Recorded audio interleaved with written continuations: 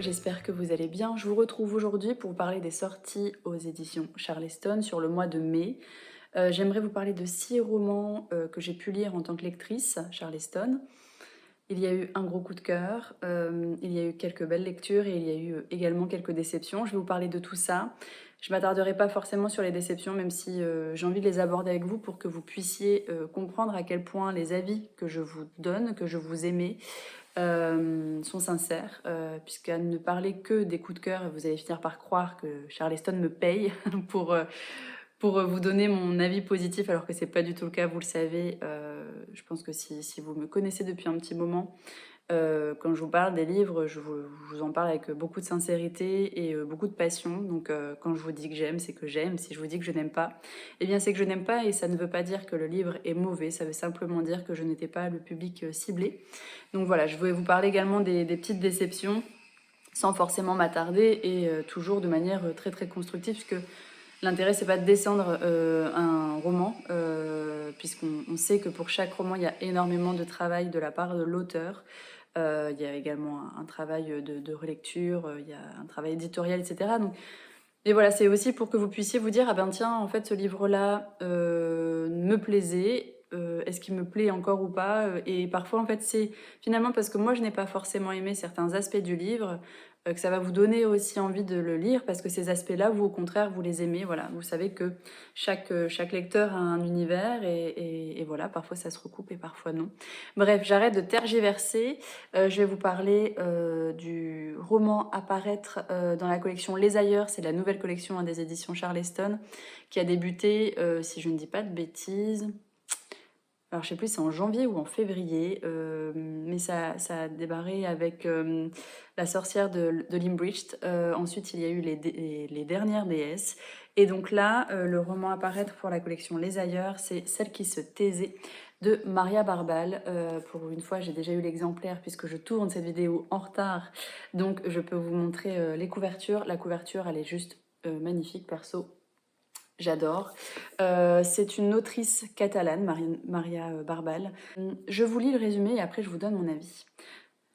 On était nombreux à la maison, ça se voyait. Il devait y avoir quelqu'un de trop, j'étais la 5e des 6 enfants, et comme disait la mère, j'étais arrivée parce que Dieu l'avait voulu, et il fallait accepter ce qu'il envoyait.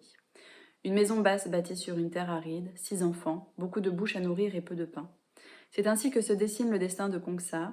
À 13 ans, elle quitte sa maison, son village et son seul horizon, pour une autre maison dans un autre village, plus loin dans la vallée. Elle va rejoindre l'oncle et la tante qui n'ont pas d'enfants et ont bien besoin d'aide, aux champs et pour les bêtes.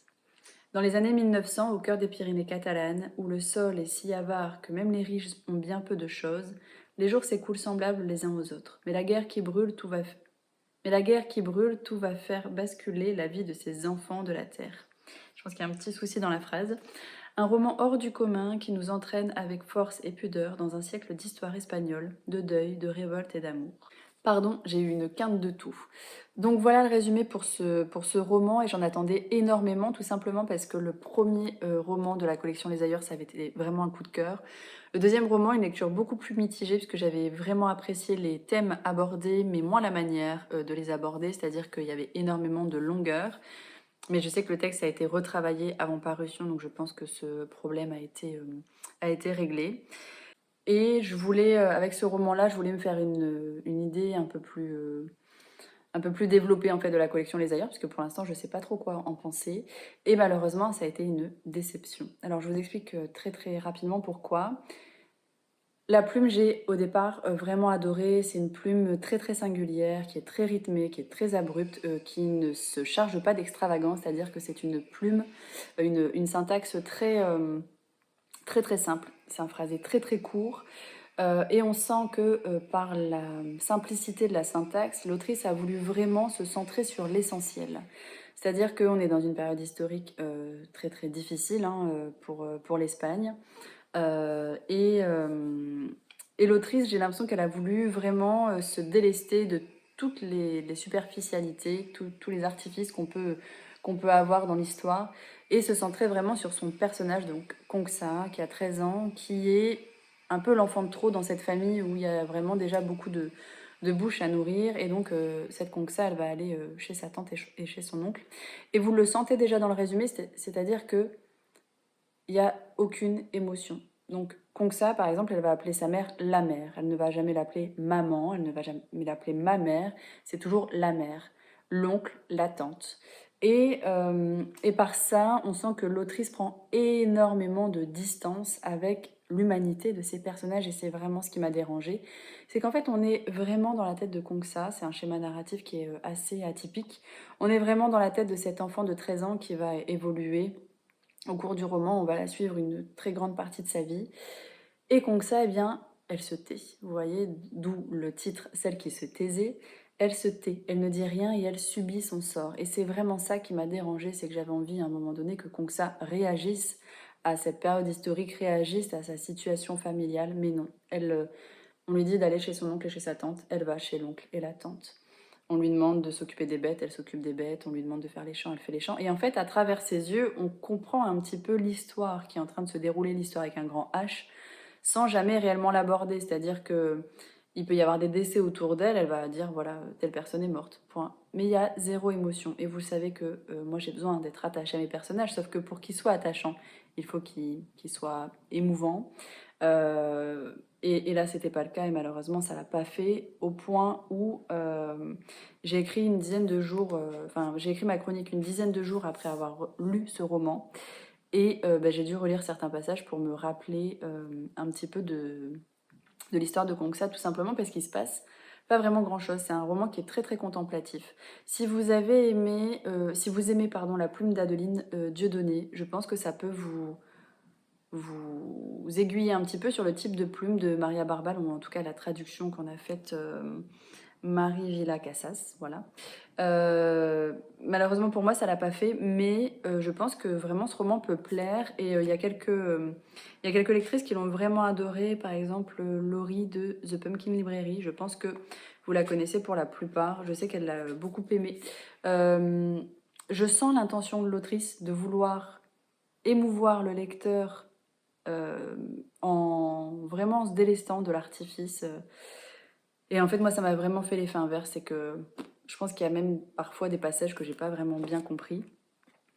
Pourtant, 1 million d'exemplaires vendus, 60 rééditions, vous voyez, le plus grand succès de la littérature catalane contemporaine, qui a eu 4 prix différents. Enfin, et après aussi, ce qui m'a dérangé, peut-être, hein, c'est que ce roman, il fait 198 pages. J'ai du mal avec une écriture. Enfin voilà, on n'est pas sur une graphie petite. Enfin voilà, on n'est pas. C'est quelque chose de très très aéré. Euh, j'ai du mal à me dire qu'on peut parler en fait de cette période historique espagnole en si peu de pages avec en même temps un attachement au personnage, etc. Bref, je vous ai dit que je serais rapide sur mes déceptions, donc je m'arrête là. Si vous aimez cette période historique, si vous aimez les plumes un peu abruptes, un peu singulières, peut-être que ce roman peut vous plaire. Si vous décidez de le lire, n'hésitez pas à venir échanger avec moi, que ce soit ici ou sur Instagram. Je serais heureuse vraiment de pouvoir en discuter avec vous et que vous puissiez finalement me permettre d'avoir un autre regard sur cet écrit. Alors, donc celui-ci sort le 10 mai, hein, je ne sais plus si je vous l'ai dit. Un autre roman qui sort le 10 mai, je suis désolée parce qu'en même temps je suis sur mon ordinateur.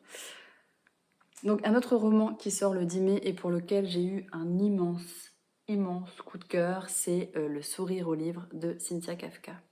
Alors, avant de vous lire le résumé, il faut que je vous explique un petit peu l'histoire que j'ai en tant que lectrice avec cette autrice.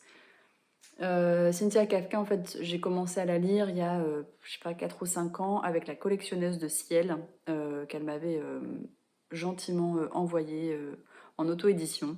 Et puis elle a réitéré sa confiance avec Je suis venue te dire, qui est maintenant paru aux éditions L'Archipel. Et en fait, j'ai un peu suivi cette autrice avec mon petit compte de lectrice. Je l'ai vue grandir encore et encore. Et quand j'ai vu qu'elle avait été éditée chez l'Archipel, j'étais vraiment heureuse pour elle parce que sa plume mérite vraiment, vraiment d'être connue. Elle a ensuite écrit un autre roman, alors c'est Contre vents et je ne sais plus, je sais que c'est pas Contre vents et marées parce qu'à chaque fois j'ai envie de dire ça, mais c'est pas ça. Qui est également chez l'Archipel et qui va sortir là en version poche, je pense, ce mois-ci et que je vais m'empresser d'aller m'acheter, m'offrir dès qu'il sortira en version poche. Je sais même pas de quoi ça parle, en fait je m'en fiche parce que Cynthia Kafka elle me parle quand elle écrit. C'est très égoïste, hein, très égocentré de dire ça, mais c'est vrai, j'ai l'impression qu'elle me murmure des choses. Quand je la lis, je me retrouve sur plein de choses et ça me fait toujours un peu réfléchir, c'est ce que j'aime beaucoup chez cette autrice. Et là, voilà qu'elle arrive aux éditions Charleston, l'année où je deviens lectrice Charleston. Si ça, c'est pas la méga coïncidence du siècle, je sais pas ce qu'est une coïncidence, bref, j'arrête de m'étendre. Tout ça pour vous dire que j'avais énormément d'attentes sur le manuscrit de Cynthia Kafka, j'avais vraiment envie de la retrouver. Et du coup, ça me faisait un peu peur de lire ce roman en tant que lectrice parce que j'avais énormément d'attentes et vous voyez là, je vous en parle comme d'un coup de cœur, donc ça montre bien que voilà, que le plaisir de la lire était bien au rendez-vous. Je voulais le résumer et après je vous explique pourquoi j'ai apprécié cette lecture. Carpe diem, sur la couverture du carnet qui abrite ses pensées, les mots en lettres brillantes narguent Alexia. À 14 ans, le temps où elle pouvait cueillir le jour lui semble très loin. Depuis l'accident de voiture qui lui a arraché sa mère, son beau-père et ses 2 demi-frères, elle vit chez son père qu'elle connaît à peine au fin fond de la Dordogne. Quand ses copains d'école se rêvaient pompiers ou footballeurs, Greg n'avait déjà qu'une idée en tête, construire des cabanes dans les arbres. Un rêve d'éternel enfant qu'il est resté. Alors comment pourrait-il en élever un, d'enfant? Surtout cette adolescente carapacée dans son deuil et son malheur. Peut-être avec l'aide d'Ida, une retraitée au verbe haut et de Solène, cette jeune femme solaire et bienveillante qui a la manie étrange de répertorier les boîtes à livres de France. Alors, à la lecture du résumé, vous entrevoyez déjà ces 4 destins qui vont s'entrecroiser, qui vont s'entremêler, 4 destins que rien ne prédestinait à se rencontrer. Donc vous avez Alexia qui vient de perdre sa mère, son beau-père et ses 2 demi-frères qui va aller habiter chez Greg, son père, qui habite en Dordogne et que clairement elle ne connaît quasi pas. Vous allez avoir Ida, cette mamie un peu déjantée et haute en couleur. Et puis vous allez avoir Solène, cette jeune femme qui sillonne la France en vélo pour rechercher des boîtes à livres. Vous allez voir que ces 4 personnages, oui parce que vous allez voir, je vous parle au futur parce que bien sûr vous allez lire ce livre, vous n'avez pas le choix. Non mais vous verrez si vous lisez ce livre que ces 4 personnages vont être très vite attachants. Vous allez voir aussi qu'ils traînent leur casserole chacun de leur côté et vous allez comprendre au fur et à mesure pourquoi. Et à chaque révélation, vous allez avoir la gorge serrée. Alors, ça me fait très rarement ça. Alors, vous allez voir que mon avis est complètement décousu, mais j'ai tellement aimé ce livre que voilà, hein, c'est un coup de cœur et vous savez très bien que j'ai beaucoup de mal à parler de mes coups de cœur, même plusieurs semaines ou plusieurs mois après la lecture. Je vous disais que ces personnages-là étaient très attachants et vous allez voir que chacun traîne ses casseroles. Ce qui est dingue dans la plume de Cynthia Kafka, c'est qu'elle sait vous surprendre. C'est-à-dire que vous allez comprendre ce qui fait que chaque personnage est tel qu'il est actuellement. Et vous allez vous dire, bon bah c'est bon, je connais leur histoire. Mais non en fait, pas du tout, pas du tout. Vous ne connaissez pas leur histoire. Vous pensez la connaître, mais pas du tout. Il y a encore d'autres choses qui arrivent après. C'est une plume qui est très entraînante. Moi je l'ai lu quasiment d'une traite alors que clairement j'avais pas le temps. J'avais pas le temps de le faire et pourtant j'ai pris le temps. Comme quoi parfois l'envie est plus forte que la raison, on va dire. Donc ces 4 êtres qui sont vraiment malmenés, qui sont cabossés, qui ont besoin finalement qu'on les aide et qui vont aussi aider à leur tour d'une autre manière parce que c'est pas parce qu'on est en souffrance qu'on n'a rien à apporter à l'autre. Et ça va devenir une jolie colocation entre guillemets. Et, euh, et vous allez voir que la plume de Cynthia Kafka, elle se distingue par sa poésie. Alors je vous dis hein, parfois que les plumes peuvent être poétiques, etc. Mais là, elle est tellement poétique que depuis que j'ai lu ce roman, je relis certains passages. Ça ne m'arrive jamais. C'est-à-dire que je suis partienne de dire on n'a qu'une vie, on n'aura déjà pas assez de cette vie pour relire le même livre. Donc pour moi, c'est hors de question, même si j'ai eu un coup de cœur, de relire un livre. Mais là, ça m'arrive très souvent. Alors j'ai eu les preuves non corrigées, donc je l'ai corné, je l'ai surligné, etc. Ça m'arrive très souvent d'aller devant ma bibliothèque, de reprendre ce livre-là et de relire certains passages. Parce que c'est beau, parce qu'il y a des messages qui me parlent. J'en ai d'ailleurs parlé avec l'autrice et il y a un passage où j'ai pas envie de vous le dire parce que vous savez, hein, souvent je vous donne des petits extraits de livres pour vous donner envie de le lire, mais là, en fait, j'aurais presque l'impression de vous gâcher le plaisir de découvrir la plume de l'autrice parce que tout est beau dans ce qu'elle écrit et que j'ai vraiment envie que vous lisiez ce livre pour découvrir à quel point cette autrice mérite d'être lue, à quel point cette plume mérite d'être reconnue. Il y a vraiment des passages que je relis encore, encore et encore, et je suis persuadée que ce livre, je viendrai à le relire une fois, ou deux, ou trois, ou j'en sais rien, mais en tout cas, je sais que je viendrai à le relire parce que chaque personnage assume transmettre un message et que je pense que une seconde relecture pourrait me permettre de capter encore d'autres messages, de décoder certaines choses. Euh, il y a quand même un passage du livre qui m'a beaucoup marqué, dont j'ai discuté avec l'autrice. Et ce passage-là, parfois, je le donne moi-même à mes patients. Alors, si vous me suivez un petit peu, vous savez que je suis neuropsychologue. Et en tant que neuropsychologue, je suis là pour effectivement faire des hypothèses diagnostiques, travailler comment dire, la réhabilitation psychosociale, travailler la rééducation cognitive, etc. Mais je suis aussi là pour accompagner mes patients et donc faire du soutien psychologique.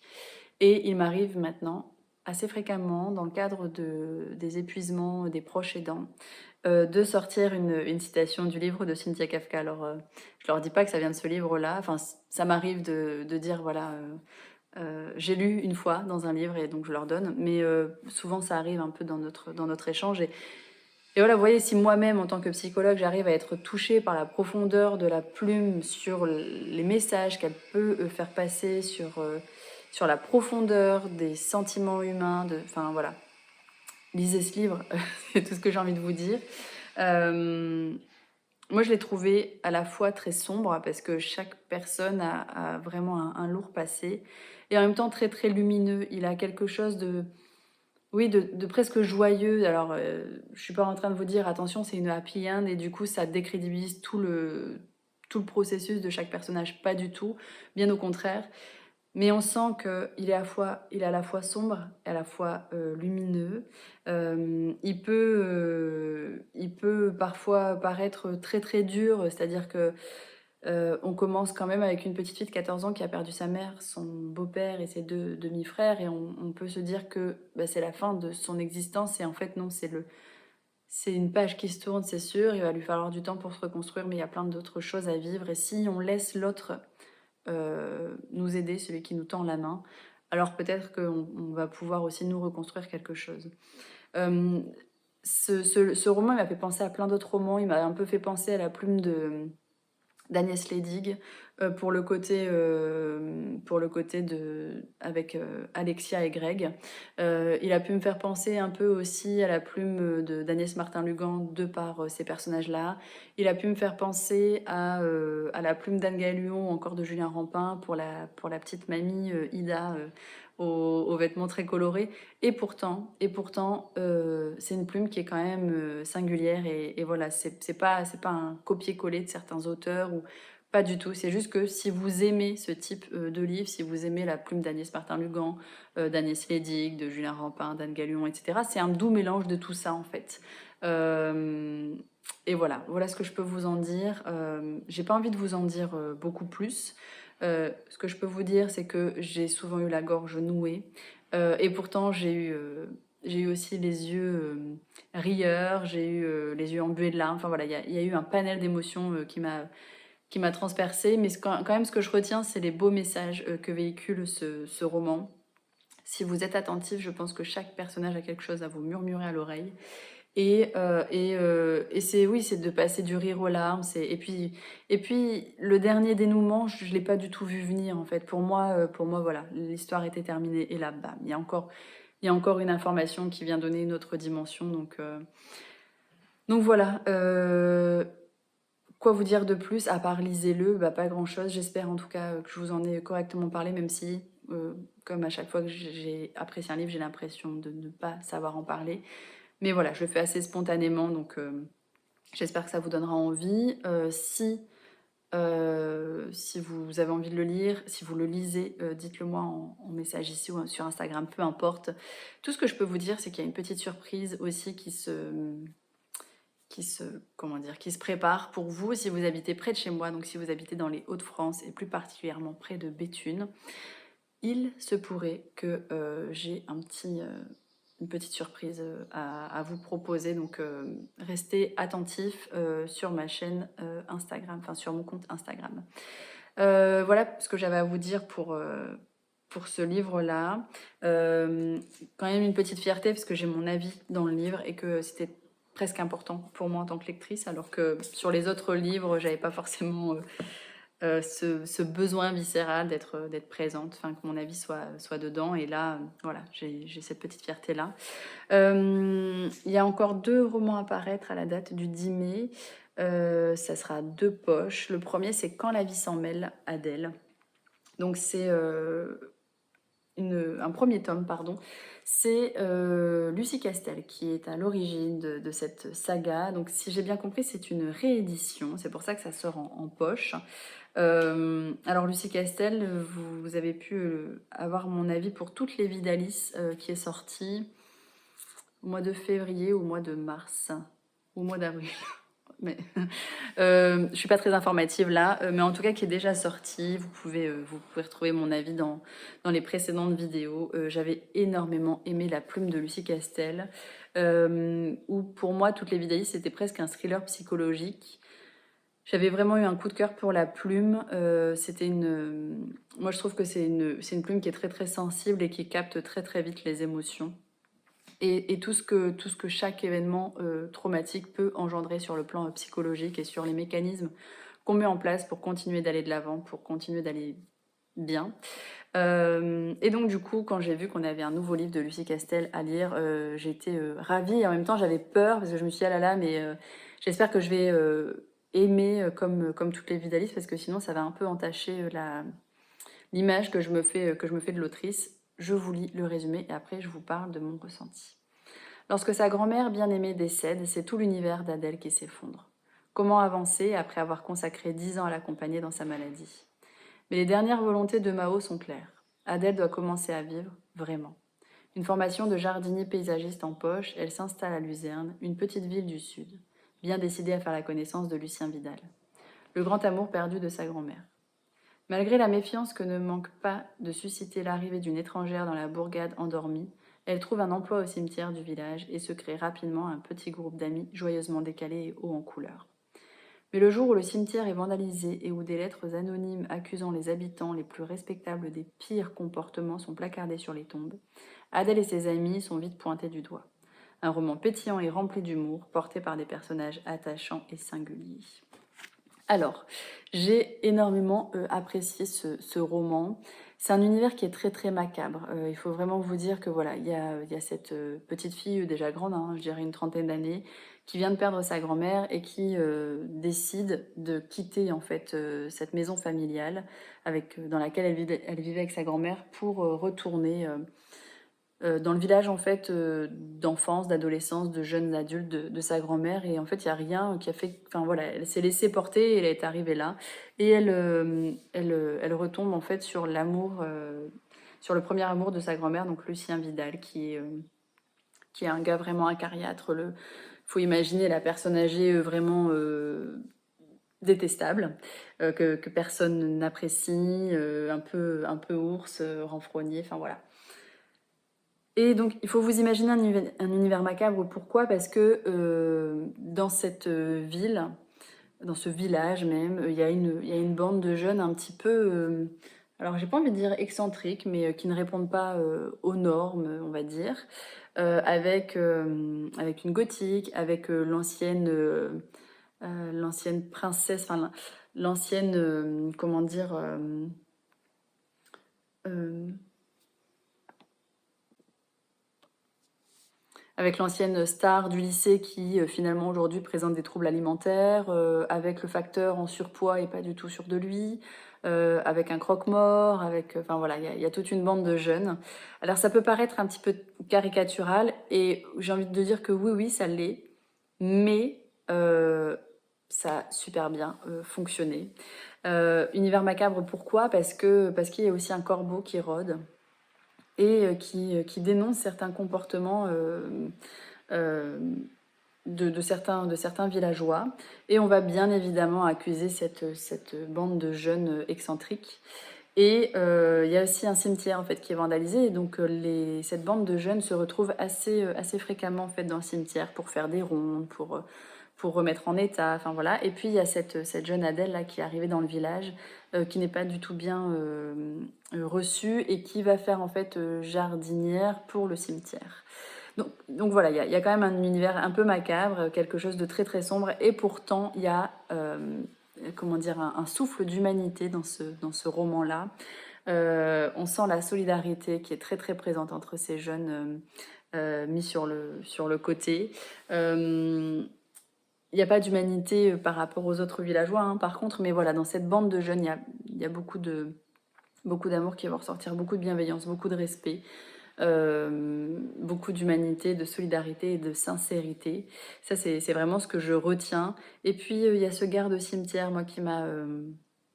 voilà, ce garde-cimetière qui a un déficit mental, hein, qui a un retard, voilà, qui est un peu cabossé physiquement aussi, et qui écoute, vous voyez, faut un peu vous imaginer un gars assez costaud qui peut faire un peu peur physiquement et qui adore écouter de la musique classique. Voilà, c'est un peu ça. Et en fait, j'ai envie de dire qu'il est à l'image de la plume de l'autrice, c'est que elle sait mettre de la noirceur, mais également de la lumière dans chaque scène qu'elle propose.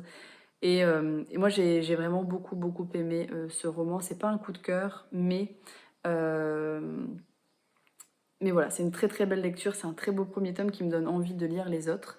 Je vais vous lire parce qu'il y a mon petit avis là-dedans. Je vais vous lire la phrase qui a été sélectionnée.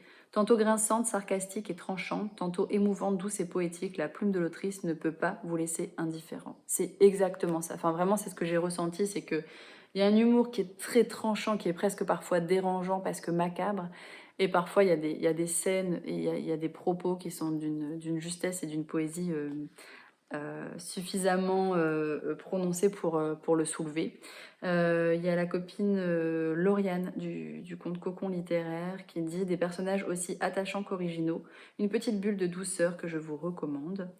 Il y a Fanny du conte Lisez en moi qui dit j'aime énormément la plume de Lucie Castel et je retrouve avec ce roman son humour et sa sensibilité. C'est une très belle histoire pleine de rebondissements que j'ai adoré découvrir. Il y a Laurie de The Pumpkin Library qui dit un humour sarcastique aux petits oignons, des personnages attachants, un vrai vent de fraîcheur. Allez, un dernier pour la route. Il y a Olympe du conte Pauline Books qui dit quel plaisir de retrouver la plume de Lucie Castel, un roman solaire et pétillant sur la quête de soi, un hymne à l'amitié.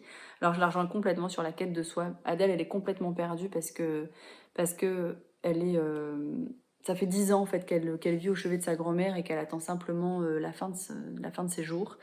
Donc elle ne sait pas réellement qui elle est et puis elle tombe sur cette bande un peu loufoque. Euh, moi j'ai vraiment apprécié et je pense que ça peut être une très belle lecture aussi pour vous. Il fait à peu près 350 pages et clairement je les ai pas vus passer. Encore le 10 mai, il y a d'un commun accord de Sophie Jomain. Il était une fois d'un commun accord de Sophie Jomain, qui est le deuxième tome de sa série. Le premier, c'était Chère jeune femme avisée, qui est paru, je pense, au mois de janvier, puisque c'est le premier roman que j'ai pu lire en épreuve non corrigée.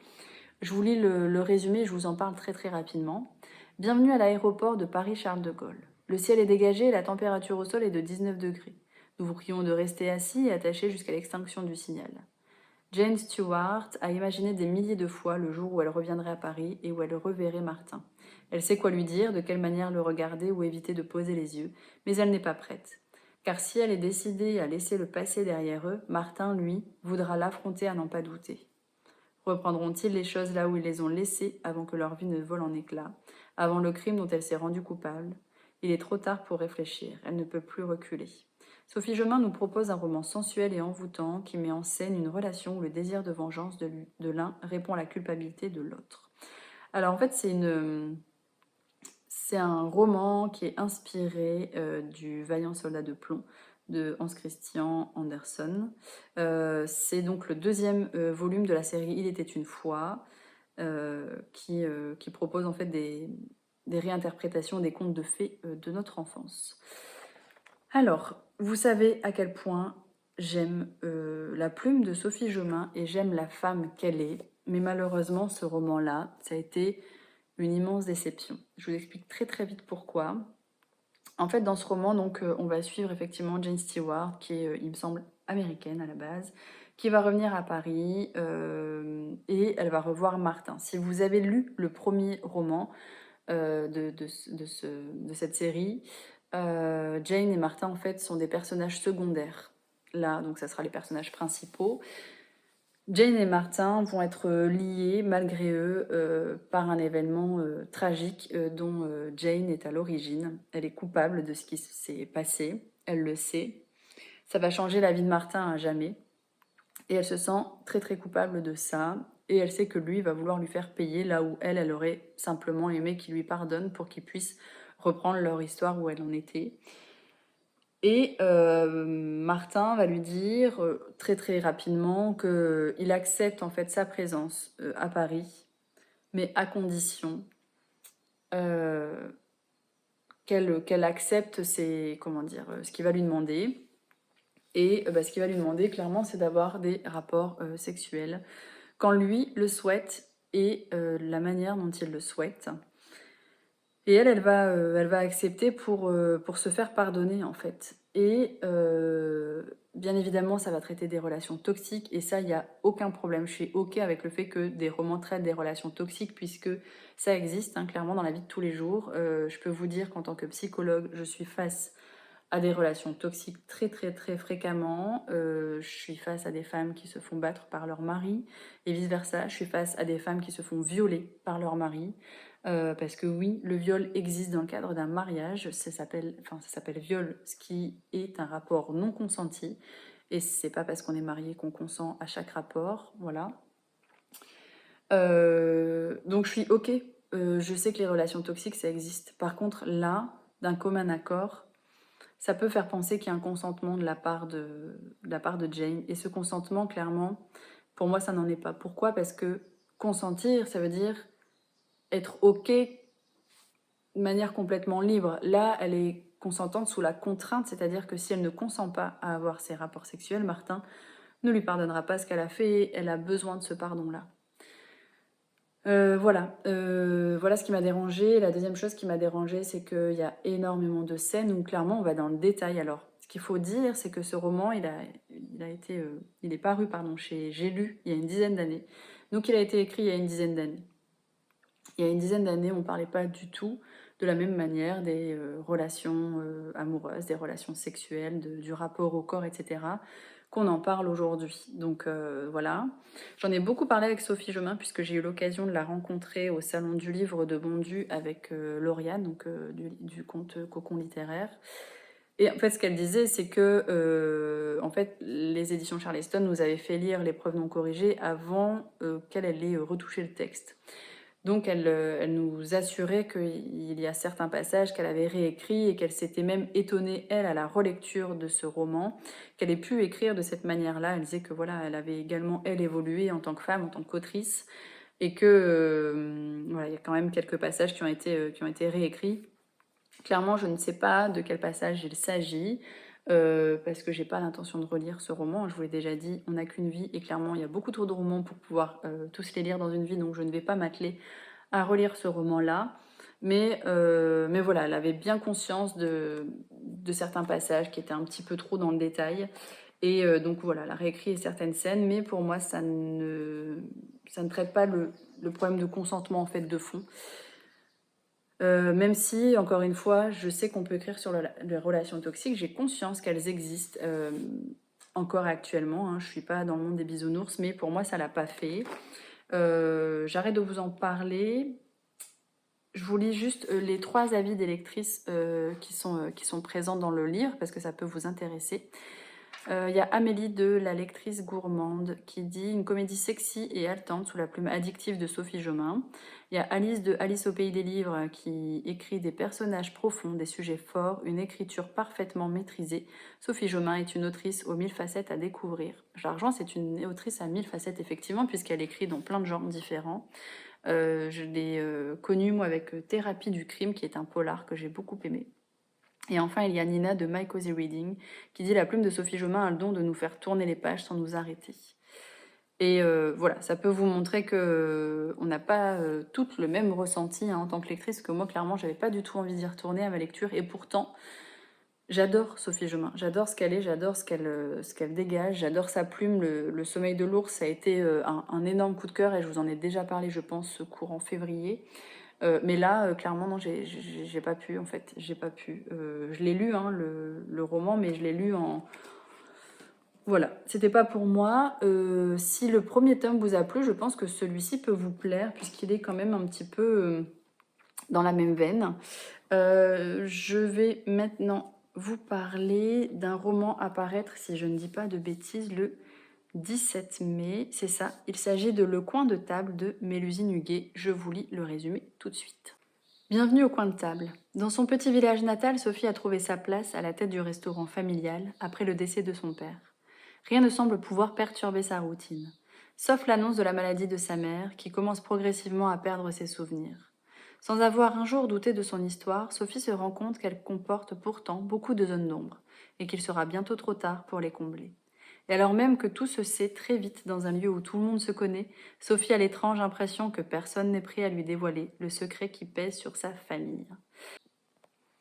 Alors moi j'ai découvert La plume de Mélusine Huguet avec Un jour de plus de ton absence qui avait été clairement un réel coup de cœur, surtout en lisant les remerciements. Ça avait donné une autre dimension encore au récit et donc j'étais vraiment ravie de voir qu'il y avait un roman encore à paraître de cette autrice et que j'allais pouvoir le lire en tant que lectrice cette année.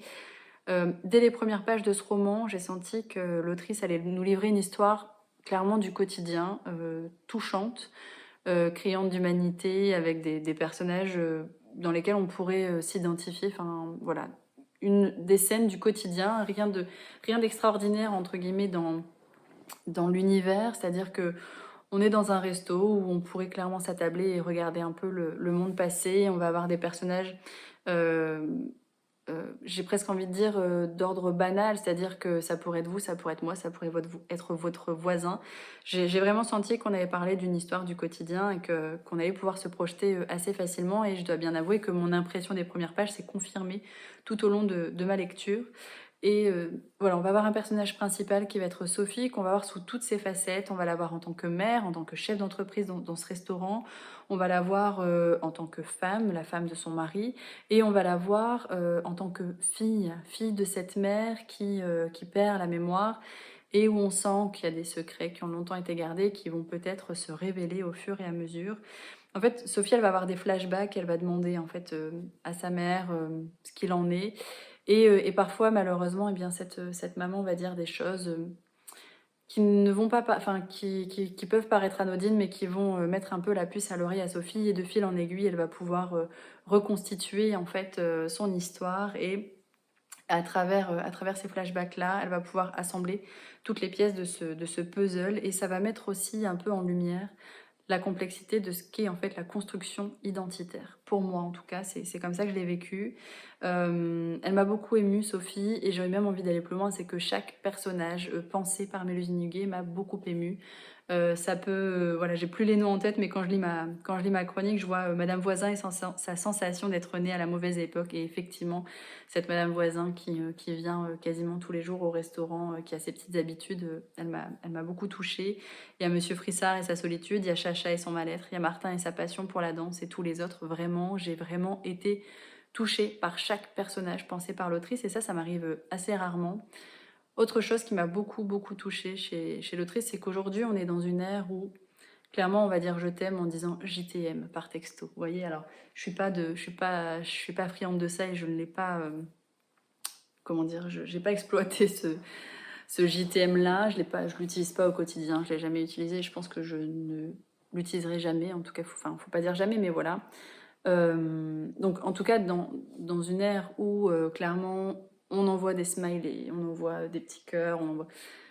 Là, Mélusine Huguet, elle nous propose des déclarations d'amour manuscrites à travers des lettres qui ont mais, tellement de sens, tellement de poésie, où je me dis, mais ça m'a donné envie vraiment de prendre une feuille blanche de prendre une belle plume et d'écrire à mon conjoint à quel point je l'aime. Ça m'a donné aussi envie de le faire pour ma fille, de prendre un carnet et de lui mettre à quel point elle était importante, de lui écrire, de lui dévoiler à quel point elle était importante pour moi et tout ce qu'elle représentait pour moi, en tant que mère, en tant que femme, en tant que... Enfin voilà.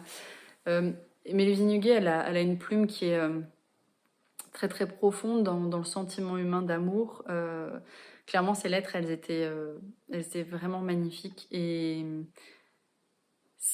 l'amour dont il est question dans ce roman-là, eh bien, c'est ce qui va un peu faire la spécificité de ce roman. J'ai pas envie de vous en dire plus, bien sûr, mais c'est pas un amour traditionnel.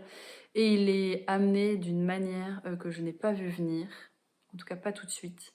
Ça m'a beaucoup surprise et j'ai adoré lire vraiment ces passages où c'était simplement une lettre manuscrite. Il n'y avait pas d'intrigue en soi, juste de la déclaration d'amour et d'émotion. Et c'était très très beau. C'était à la fois pudique et en même temps c'était écrit à cœur ouvert. C'était magnifiquement bien pensé. Euh, j'ai trouvé beaucoup de légèreté et de fluidité aussi dans la plume.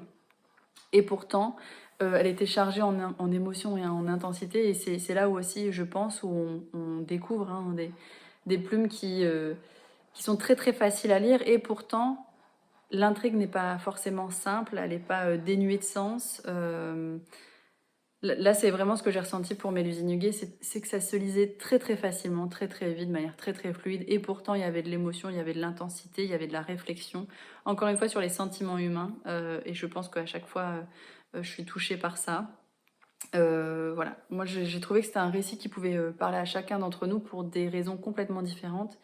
Et c'est un peu ça, je pense, le génie des auteurs, c'est que quelle que soit notre situation, euh, qu'on soit une femme, un homme, qu'on soit plus jeune, moins jeune, on arrive toujours à amener une réflexion personnelle à travers les lectures en fait qu'on fait. C'est le cas là pour le Mélusine Huguet, ça a été le cas pour le Cynthia Kafka. Enfin, voilà, il y a pas mal d'autrices et d'auteurs où vraiment je me dis mais c'est fou cette capacité à nous faire réfléchir sur notre propre vie, sur notre propre existence, sur les fondements qui font que nous sommes qui nous sommes aujourd'hui, sur ce que nous avons envie de projeter dans le futur, etc. Voilà, moi, il y a plein d'auteurs et d'autrices qui m'amènent à certaines réflexions et je trouve ça très très beau. Donc ça a été une très très belle lecture. Je sais pas si je peux parler d'un coup de cœur parce que si, en fait, si, je peux parler d'un coup de cœur, pas forcément pour la, pour l'intrigue, mais plus pour la plume. Je vous l'ai dit, hein, ces lettres manuscrites, ces déclarations d'amour, c'était juste magnifique. Et on sentait que c'était des déclarations vraiment pour déclarer sans attendre en retour. Et ça, c'était très très beau à lire. Voilà ce que j'avais à vous dire pour ce roman-là. On va terminer avec le roman de Tony Béard, qui est Une folle envie de liberté. Je vais vous lire le résumé et je vous dis après ce que j'en ai pensé. À l'aube de ses 50 ans, Alice Lambert perd pied. En quittant son mari, elle s'imaginait libre et indépendante, mais elle se retrouve seule, déprimée, avec un job précaire de vendeuse de produits ménagers à domicile. Alors quand son père Max lui propose d'emménager chez lui au 19 bis, boulevard Montmartre, pendant ses 6 mois d'absence, elle n'hésite pas longtemps à troquer son studio de 20 mètres carrés contre cet appartement confortable sur les grands boulevards, même si elle sait qu'elle risque d'y recroiser Karim, le patron du café d'en bas. De retrouvailles en nouvelles rencontres, Alice va peu à peu s'ouvrir à sa nouvelle vie et pourquoi pas à une nouvelle histoire d'amour.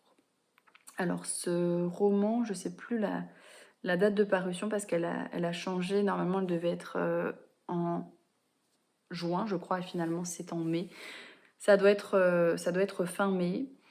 Alors je n'avais jamais lu de roman de Tony Béard et j'en avais entendu beaucoup beaucoup de bien, donc j'avais hâte de découvrir sa plume. Alors j'ai apprécié voilà, écouter Alice nous conter ce qu'elle avait à conter, c'est-à-dire nous raconter son passé et la raison pour laquelle elle a fait des choix finalement qui étaient très réactionnels à son vécu et pas forcément à l'image de qui elle est et qui elle avait envie d'être. Et du coup, j'ai apprécié découvrir un petit peu son parcours pour réparer, entre guillemets, ses mauvais choix, si on peut dire ça. Par contre, alors je me souviens hein, des grandes lignes de ce roman-là. Je me souviens de ce père qui n'avait pas forcément tout de suite endossé son rôle, de cette demi-sœur qui avait l'air parfaite à côté d'Alice, donc Alice bien évidemment détestée, de Karim, cet ancien amour qu'elle appréhendait un peu de retrouver. Je me souviens vraiment des éléments, mais en fait la plume de Tony Blair malheureusement ne m'a pas du tout marquée. Je m'attendais à vraiment toute autre chose. Alors malheureusement, j'ai pas du tout été marquée par la plume de l'autrice, que j'ai trouvée parfois trop caricaturale. Ça manquait beaucoup de subtilité pour moi.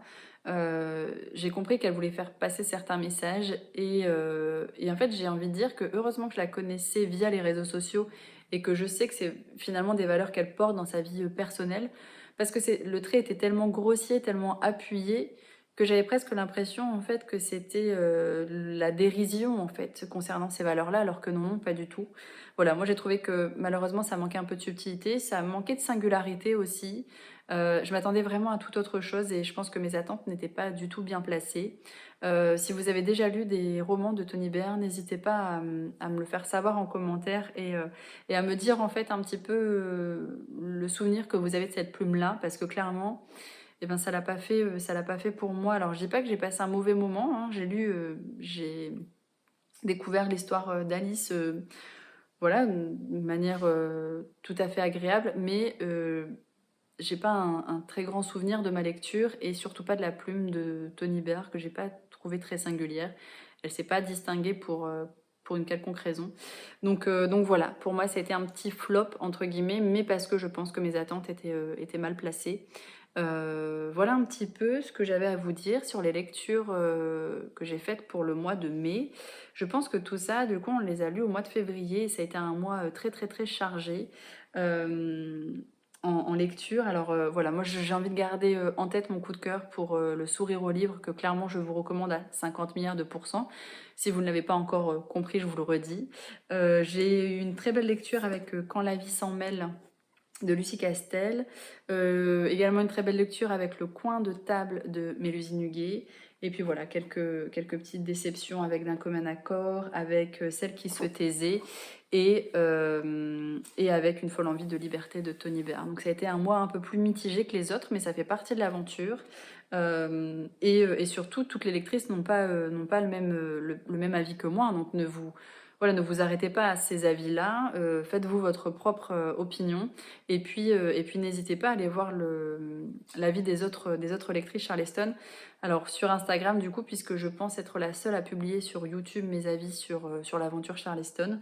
Mais voilà, je pense par exemple à Lauriane du compte pardon, Cocon littéraire avec qui j'échange beaucoup sur nos lectures. Je pense à Marie Livresse, Karima Lecture, qu'est-ce qui me vient en tête, La lectrice gourmande, The Pumpkin Librairie, My Cozy Readings, Lisez en moi, enfin voilà, on est 20 lectrices, donc clairement on n'a pas du tout le même univers, donc foncez voir les autres avis parce que c'est pas parce que moi je n'ai pas aimé que vous n'aimerez pas et que voilà, il y a peut-être des pépites à côté desquelles vous allez passer parce que moi je n'ai pas apprécié et voilà, faites-vous votre propre avis.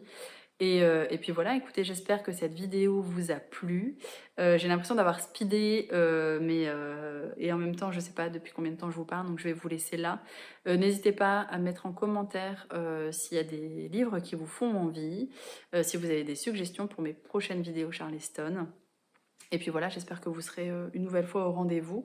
Il est un peu plus de 17h, donc j'avais envie de tourner une vidéo vlog, mais je pense que je le ferai demain si j'ai le temps.